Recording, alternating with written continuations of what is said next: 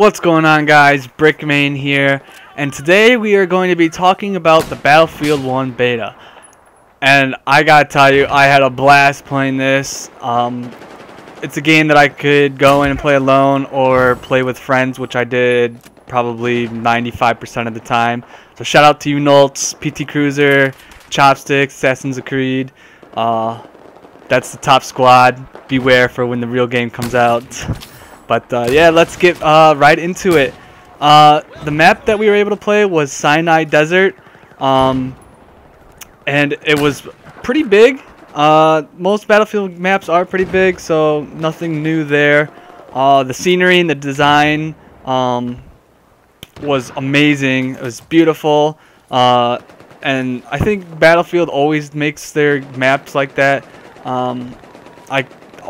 I'm one to kind of just like stop playing for a little bit and just look at the background and see all the detail that they put into it. So well done there. The one thing I do want to point out is the changeable weather. I think that is amazing. Not one map is similar. Yeah, you may get like a sandstorm every now and then, but back to back maps or whatever, you will not. I did not get one single changeable weather scenario. So for instance, I had either it was just clear day, then maybe the sandstorm the next game, and then maybe just cloudy or a small windstorm or something. But I think that whole new feature is amazing. Let's talk about the classes. I think all classes except for support, to what we were given, you could not put a bayonet, or there is no bayonet on the gun. But that bayonet charge feature is so fun to use, and it's kind of good to counter, or easy to counter. If you hear someone yelling, I would always just kind of like turn around and look for them or anything. But that it is very fun and very satisfying when it works. So let's talk about the assault class. In my opinion, this was more used for tank and vehicle purposes, and then it had the submachine guns. So close quarter, I would say that'd be good. What we were given were submachine guns and shotguns, and we had a variety of the subs. I think the one it's like M18. I have no idea what the guns are called, honestly, but that one was the one I used most. And then I tried out some of the other ones, and the fast firing ones were very fun to use when we were when I was in the village area. Shotguns, I did not really use them. I use it occasionally because why not? It's the beta, might as well. Obviously it's good for when you're in the village, but nothing too cool, I guess, about that. Going to the medic class, this was for healing. You had semi-automatic and automatic rifles. The semi-automatic rifle that has like a little red dot that you kind of unlock, I think at 2 or 3. That was one I used the most, and I thought it was so fun to use. You also do get noob tubes, so you can, and they have a variety. They have some for infantry, and then for vehicles that will do more damage to vehicles more than the infantry. The one thing I noticed that I don't think was in Battlefield 4 was you could throw the med packs instead of just like putting it the small little med bags, I guess you call them. You could throw those to teammates, and then you had like the big med packs where you could just place down. So I thought that was pretty cool. You didn't have to really be next to a teammate. You could just be in the area and throw it to them. Support class, same thing as the medic. You could throw the little ammo bags, and then the ammo pack you have to place down. The sport class had the LMGs, and I found that the bipods, the guns that came with the bipods were really useful. I don't know what gun it was called, but there was one with the scope that had 200 ammo clip. I used that a lot, and just sitting up on the ridge above F and G flag for conquest. I'll get into that a little bit more later on, but I would just lay down and the bipod would automatically come out and be able to use, so it would help with the stabilizing and everything. And I also did notice that the resupply for grenades was a lot quicker than Battlefield 4.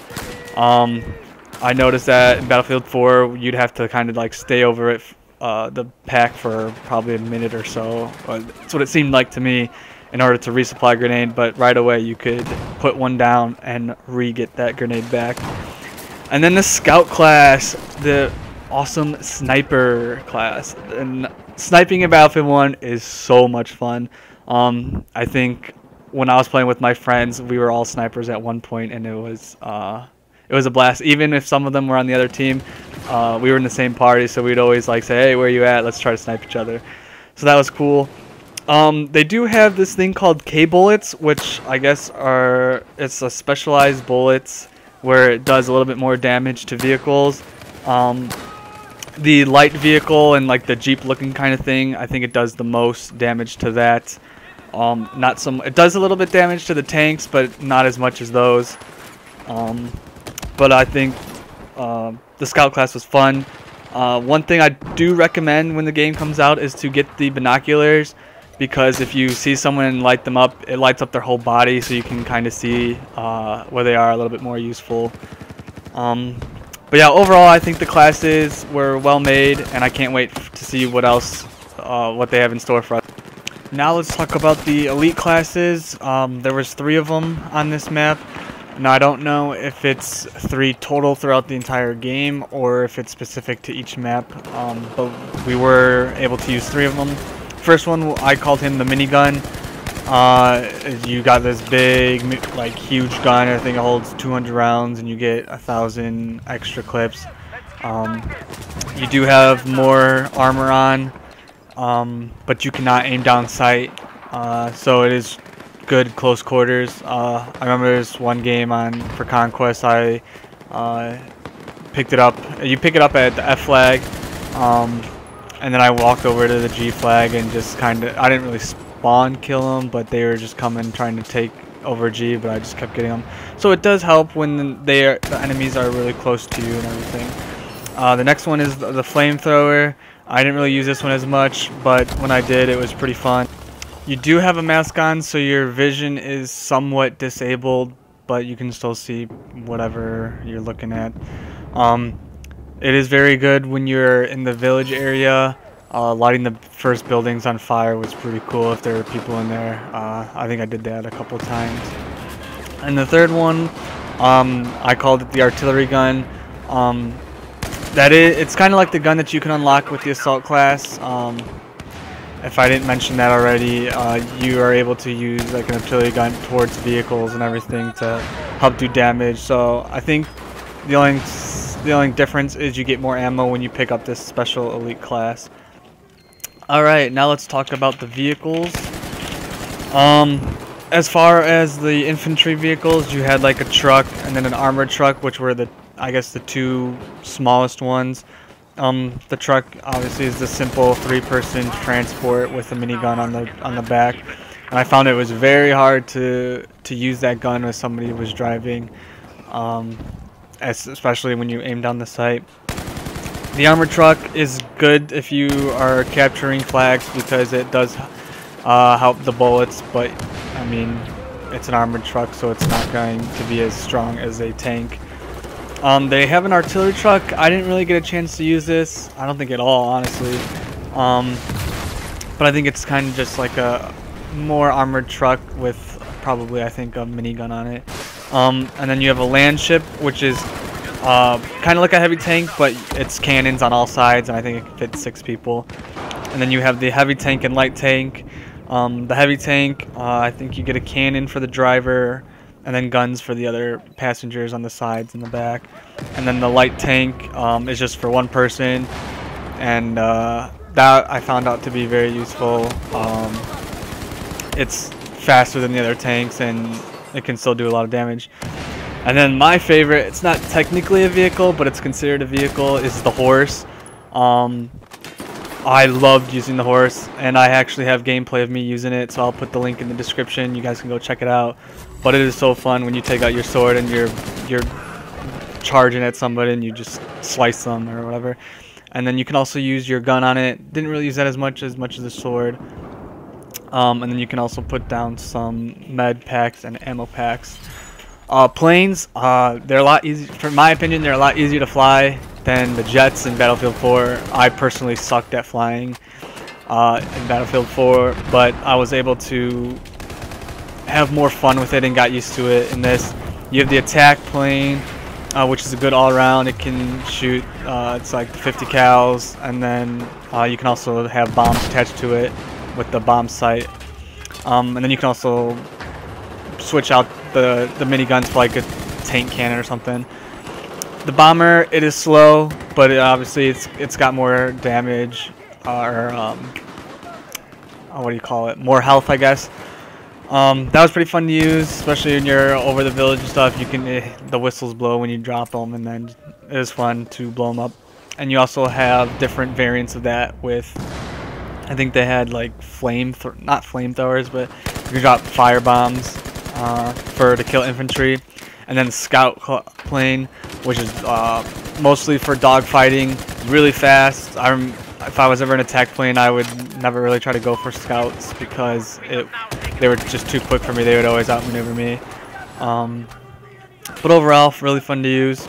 Now going to the 2 game modes that we were able to play. First one was Conquest, typical 7 points. The spawn points, A, B were over by the Ottoman Empire.